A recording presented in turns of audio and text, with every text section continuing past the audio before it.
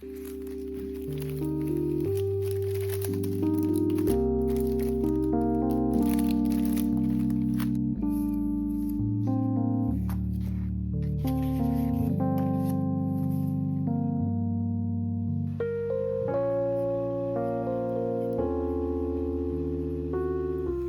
Fiona, it will soon be a year and a half since our very last coffee date together in the Heart of Seoul.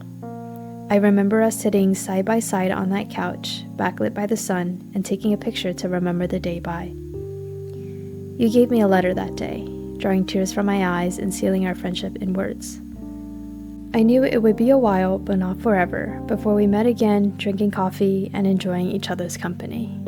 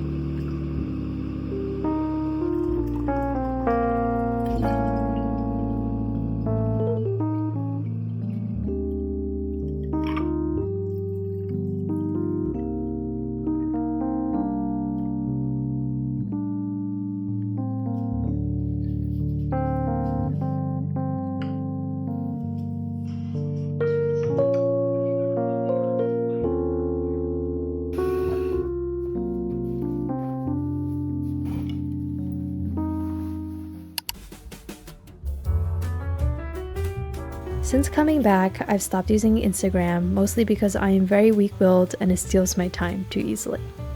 But then I can't share my day-to-day with you, nor see yours. So much has happened in both our lives that we only read about in letters months later. And some things are hard to capture in words, so I wanted to share them in another format. I'll show you my joys, my accomplishments, my attempts and failures in video, through my carefully curated and edited lens. But we both love beautiful creations, so I hope you won't mind. All that to say, the holiday season is upon us. This year, I really dedicated myself to hand making as many gifts as I could. Money is tight, but I still want to give everyone a thoughtful, beautiful gift.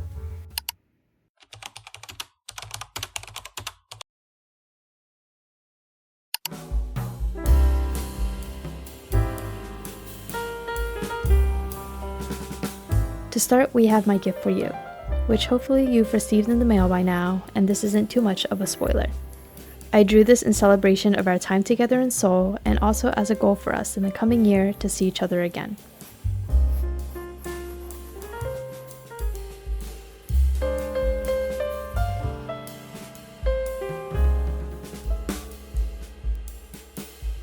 I also did another drawing for a friend whose sister got married this year.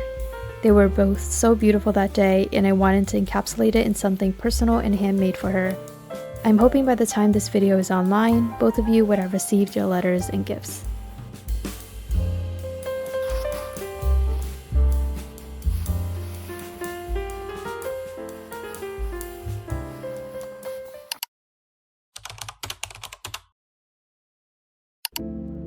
One of the first things I made this season were these hand warmers for a friend who is traveling to Germany this winter. It is a matching set to one I made for myself, and I hope she gets as much use out of it as I have with mine.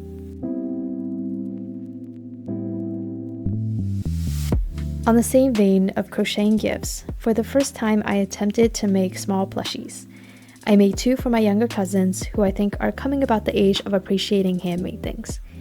It is a bit different from making wearables, and I do believe I ended up using too big of a hook size, so there are some imperfections to be sure. However, I think they turned out very cute regardless, and I added some key rings and beading to make another accessory to pair with them.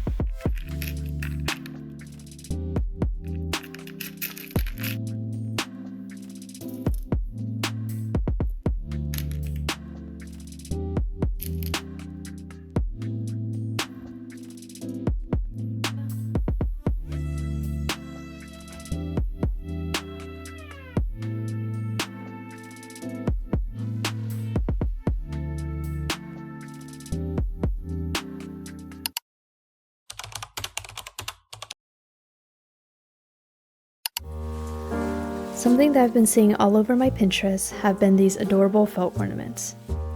My friends and I wanted to try this out and we had very good success across the board.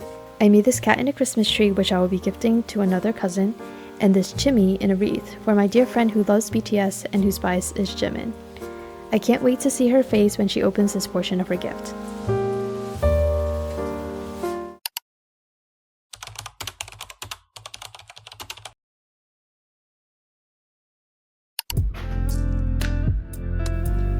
I'm not sure if you remember, but I took a short stained glass class in Seoul with my partner.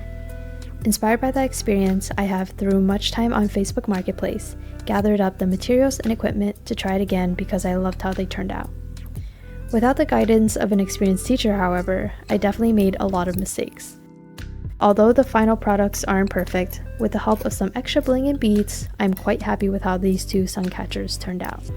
These will be gifted to two friends who are so sweet and both happen to be in a time of change where they will likely be moving as life takes them along their respective paths.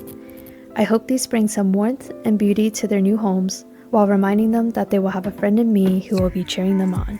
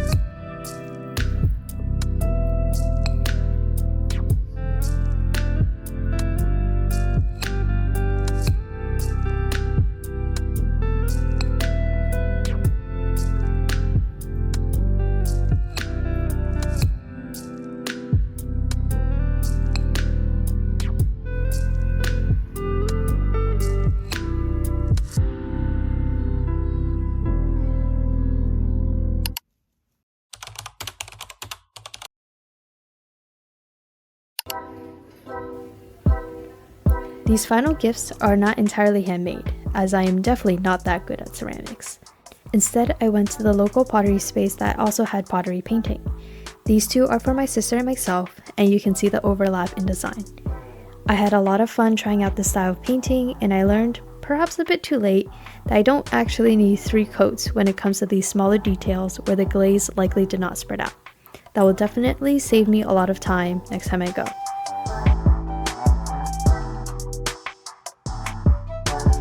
This last butter belt is for my partner's sister and her husband. I wanted to paint something fun and somewhat colorful to add to their kitchen. My friend and I spent a very long time that day in the studio, but we both loved how our projects turned out.